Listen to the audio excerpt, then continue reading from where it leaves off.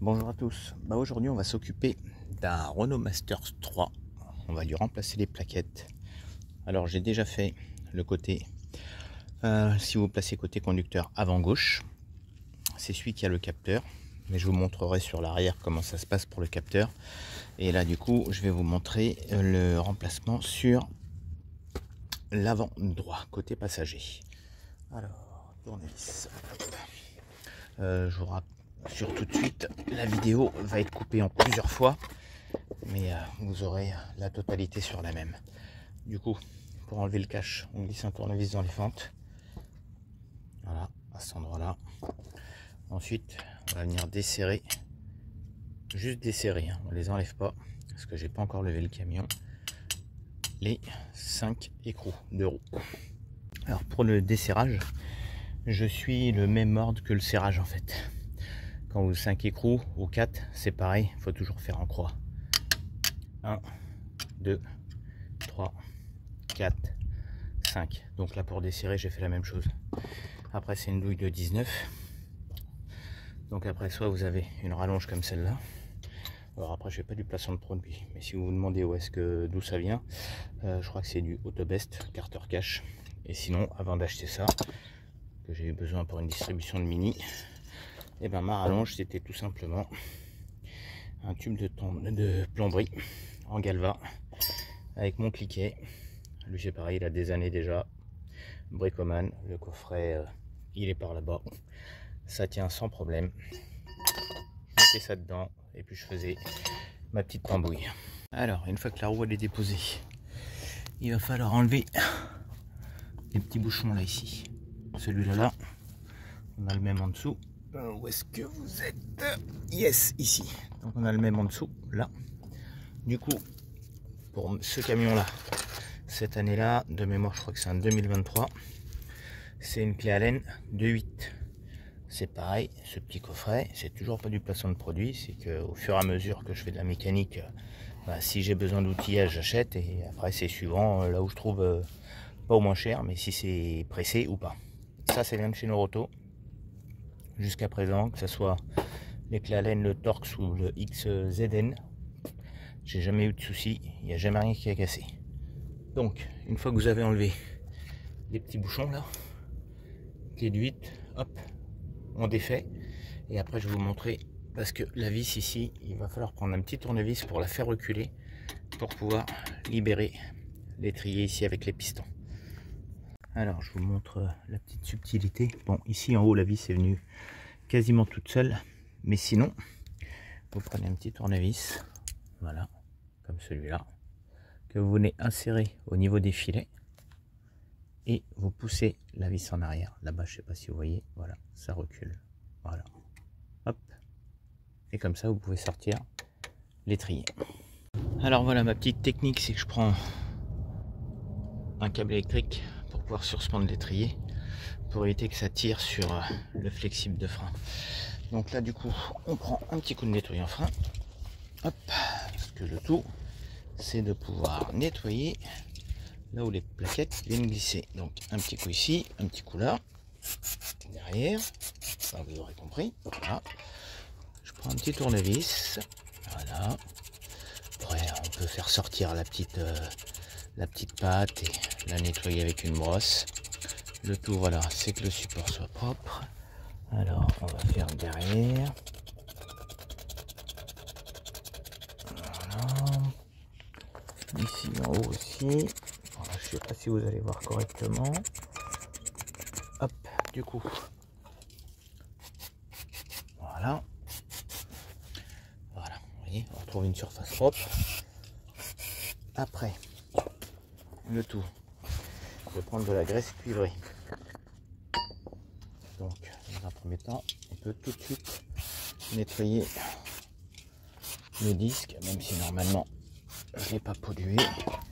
Voilà, vous prenez un petit peu de graisse cuivrée, hop, vous la mettez, voilà, là en bas.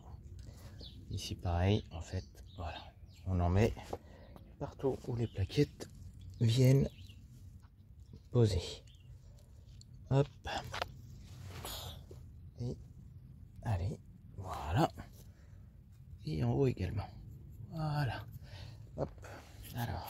petit chiffon pour nettoyer le doigt. Bon, lui je l'ai oublié, ok, tant pis. Voilà, alors maintenant du coup je vais prendre les plaquettes, elles sont là. Donc là du coup pour celle-là il n'y a pas de sens particulier. Par contre ce que je vais faire c'est leur mettre un petit coup de graisse ici derrière, ça peut toujours aider pour éviter le bruit des plaquettes. Alors hop, une, hop, faites attention, ça peut mettre de graisse sur les plaquettes en elles-mêmes. Voilà, voilà. Alors du coup maintenant on va remettre les plaquettes en place. Donc il n'y a pas de sens prédéfini. Voilà, le tout c'est qu'elle rentre. Poussez bien à fond. Derrière on vérifie bien que ça rentre comme il faut. Voilà. Bien sûr, si je la mettais dans le bon sens, ça serait mieux. Hop là. Voilà. On y va. Alors, c'est moins pratique. Hop, je vais la mettre en haut. Et du coup, après en bas. Voilà. Donc, une fois que ça c'est fait, je vais mettre un petit coup de nettoyage là, autour des soufflets des pistons. Et après, je vous montre la technique parce que j'ai un repousse piston qui est donné pour plusieurs véhicules. Mais ici, du coup, comme c'est super large, il ne prend pas les deux pistons en même temps. Donc, je vous montre après, mais je peux déjà vous expliquer vite fait. J'ai une plaque que je viens mettre, je pose mon repousse piston et du coup, je descends les deux pistons en même temps. Voilà, je vous montre ça juste après pour le montage. Alors voilà le montage. Hop. Du coup, là, j'ai plus qu'à visser pour faire entrer les pistons. Alors bien sûr pour cette opération, pensez c'est à ouvrir hop, le bouchon